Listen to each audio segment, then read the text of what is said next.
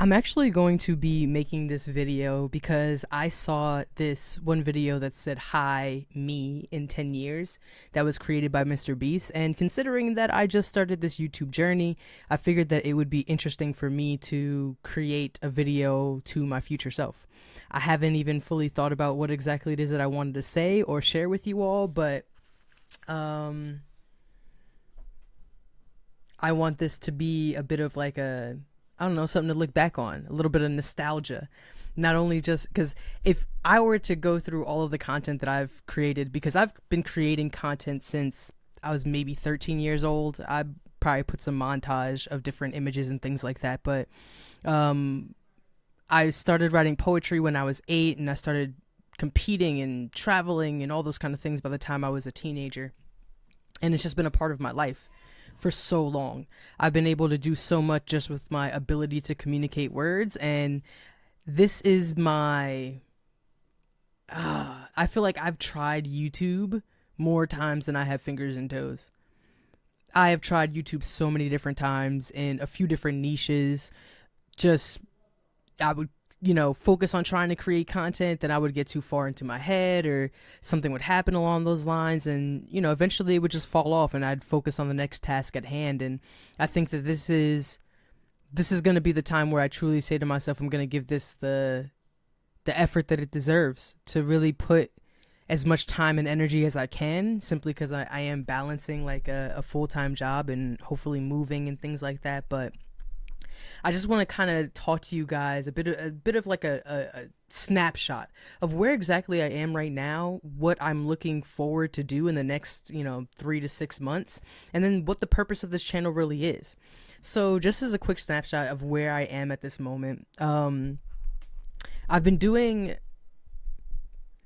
I have been a professional poet and public speaker for the last 5 years. 5 years ago, I won a large amount of money online from a 3-minute poem, which I'll probably explain more about in another video. But just know that that opportunity afforded me the chance to be able to just focus completely on writing, on performing, and really getting better at my ability to communicate. Now, the pandemic happened and all those kind of things like that. But as soon as we were able to go outside, I hit the ground running.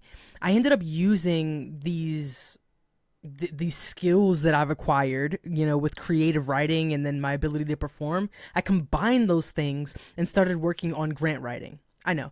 How does grant writing and poetry kind of go hand in hand? But you would be surprised, because poetry gave my grants meaning. It gave them story, and it was something that was very different than any of the other people who were applying to different programs. So I was able to do things like, I ended up traveling to Dubai, for the first time, going on an international residency, performing at the World's Expo and in front of thousands of people. And then I was also able to, I wrote Emmy award winning campaigns for television, and seeing myself on commercials was something I just dreamed of doing, all of which came as a result of me thinking of my poetry a bit more flexible than I had before, right? Because typically you just say to yourself, I'm going to go to open mic, maybe I'll write a book or something like that. But like, how can you use your ability to communicate and that wow factor that you give an audience? That when you go to perform a poem and somebody in the audience says, it's because they felt it. They resonated with what you had to say. So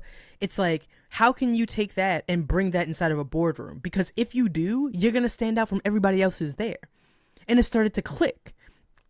It started to click for me that like I feel like my ability to persuade is directly connected to my ability to write poetry, because they go hand in hand. I use them, whenever I stand in front of a crowd.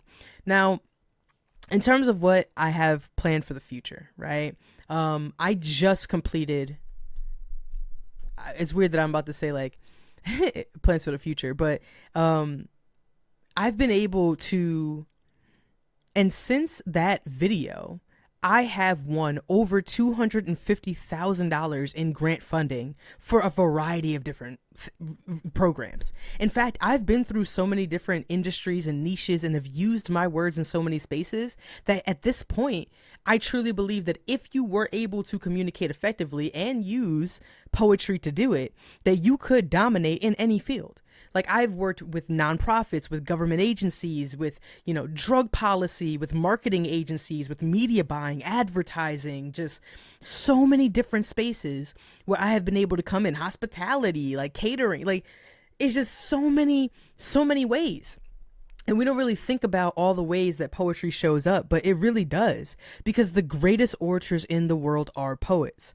And if you want to be an effective business person, I feel like you should be a better poet, right? Because people make decisions based off of emotions, and who better to convey emotion than a poet, right?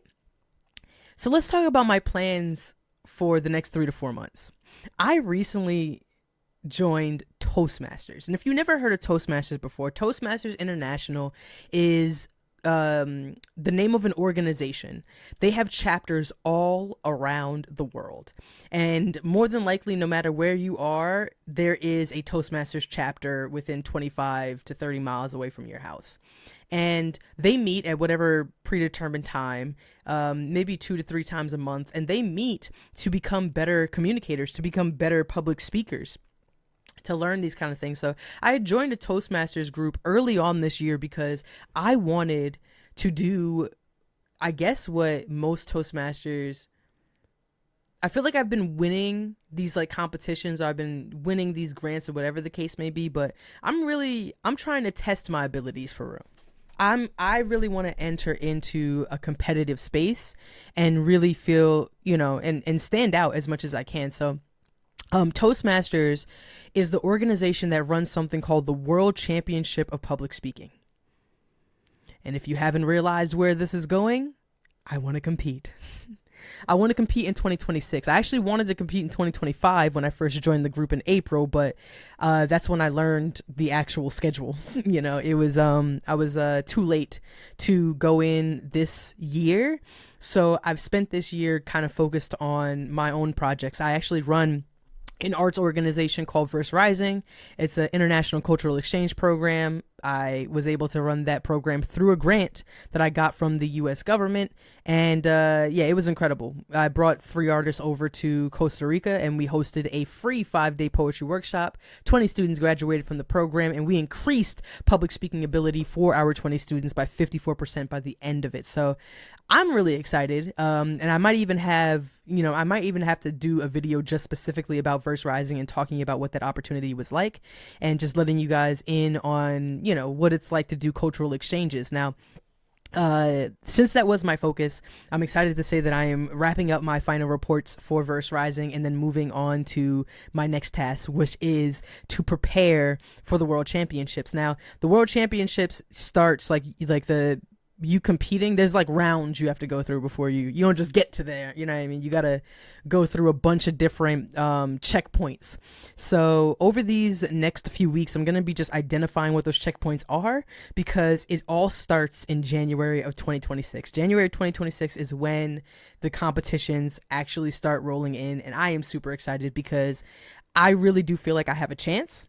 And even if whether I do or I don't, right? Because I truly do believe I will be the world champion of public speaking, but it's more so because I want to document that journey, which brings me to what I want to talk about on this YouTube channel. It's going to be a combination of a few things.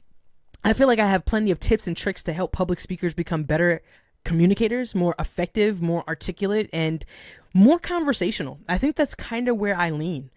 Most times when I look at different public speaking videos, it's people talking about the technical specifications of public speaking, which I have some level of understanding, but to be honest with you, I'm more like Nick Cannon in Drumline.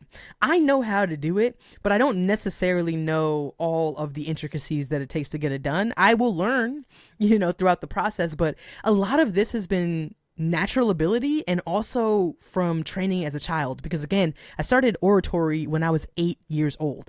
I'm 32, so it's been a journey with the kid, you know what I mean? But I want to teach, just like some of my tips, my tips and my tricks to become a more eloquent speaker. See how I'm learning myself. I also want to talk about specifically how I truly believe that if public speakers really incorporated poetry in their writing, in their speeches, or even in their sales pitches, whatever the case may be, you are going to land more clients. You are going to create more sales. You're going to generate more revenue, and you're going to connect with your audience. And we're in a time right now where AI storytelling is going to be its own thing, where human experience is going to be the driving force. And in order for us to be able to do that, we're going to need to be able to connect with our emotions, connect with the people around us, and how we're feeling. And I think poetry is by far the most engaging, innovative way to do that. And it's also an approach that I don't think I've seen anybody really talk about on social media, on YouTube, on these things. Like, how can you use this to truly shape your life, right? So I want to talk about how we can learn to persuade, how we learn to influence, because that's ultimately what we want to do. We want to, for a lack of, not to say this negatively, but we are trying to manipulate people's emotions. That's what advertising is. It's trying to manipulate your thoughts and feelings so that you do or say or engage in whatever action or outcome that we want. And sometimes that could be you trying to have a conversation with a funder so that you can get your project funded. Sometimes that could be you having a conversation with the person in HR because you want a job. Sometimes that could be to the audience of a presentation because you want to have a passing grade. At the end of the day, we are all trying to shift people's emotions so that we can get what we want. And I think that if we start to find more creative ways, more people are going to be able to start doing that and then effectively be able to create the reality that they want for themselves. And that's what I truly believe, that we have the ability to do that. And I'm hoping that this channel is a place where I can have those kind of conversations, be a bit more candid about the things that I've done, but I'm still learning. I'm still learning about my scripting, about my videos. I feel like this is going to be the clearest video because it's like I have plenty of equipment to get this thing done. You know what I mean? But it's still taking me time to kind of learn what it is that I'm doing, how I want to speak, how I want to come across, those kind of things to all of you guys. So, bear with me as I go through that learning curve, that learning process, and documenting the journey of going for the world championship. For anybody who is interested in going after the world championship, I want to show you guys what the process is like, because I am legitimately starting from zero.